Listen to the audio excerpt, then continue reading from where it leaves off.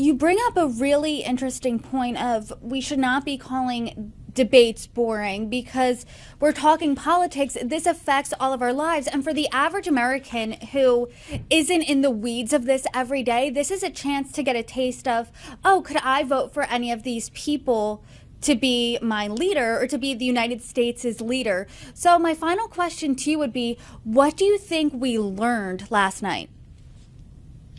I think we learned that the Republicans actually have a serious field of people with policy experience, and I think that it that some of them don't have any chance at all of getting past Donald Trump.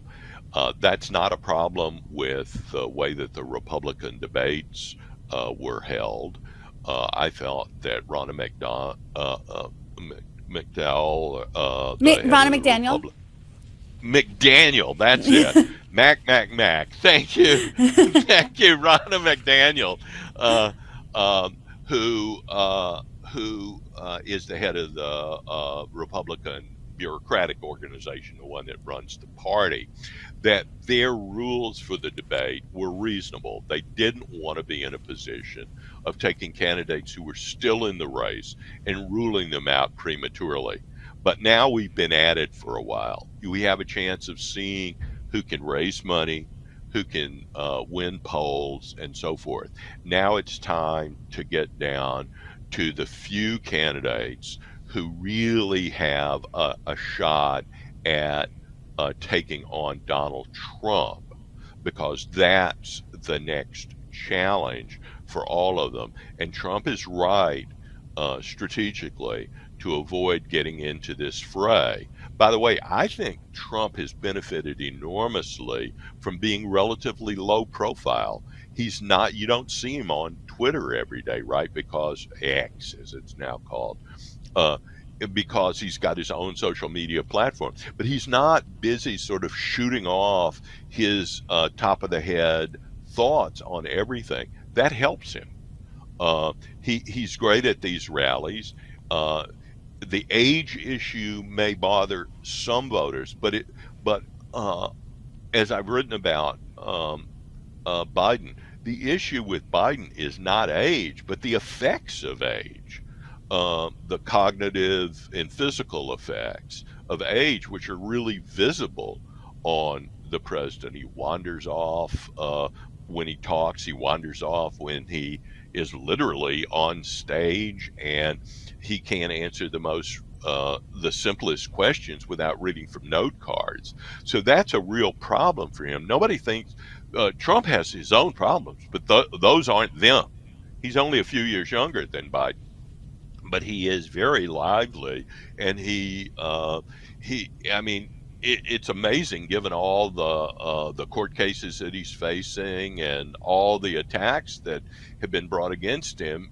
It's like that old song, I will survive. I mean, he's singing I will survive, and he's certainly got a lot of supporters who are saying, you're surviving for me. He's making a kind of, if you don't mind the analogy, he's making a kind of religious claim.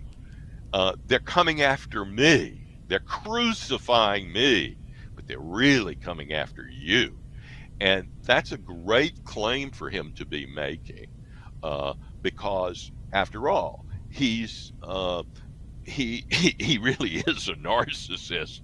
But in the end, he has to appeal to ordinary voters, and he still has that appeal. I would just say, finally, that among the top Republican candidates, among the two or three who could really make the thing, he is probably the weakest in the general election, right? Nikki Haley, I think, could win going away.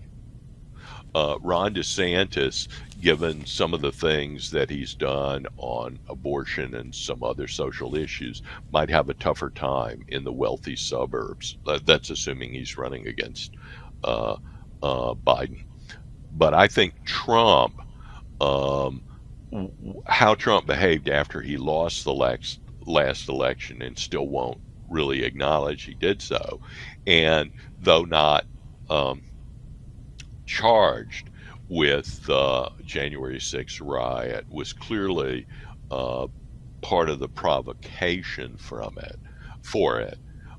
I think he will have at least as tough a time as he did last time, and we'll have a close race. And he's been associated with three losses: the midterm loss in 2000, and uh, um, and in 2018, the loss in 2020, and then the midterm loss in 22. So I think a lot of Republican office holders and candidates are very concerned about him being a drag on the top of the ticket, because his vote total was something like 60,000 votes under the best Republican vote getter in, say, Arizona. So that's going to be a big problem for Republicans, and I don't think Nikki Haley would be that drag, but she's not at the top of the ticket. Charles, I could go on with you all day. We do have to end it there, though, but thank you again so much for joining me, sharing your insights about the debate. You're welcome back anytime. I love talking with you, Brittany. It's a real conversation, and I hope it doesn't fall under that category, boring. I don't think it will be. Thanks again, Charles.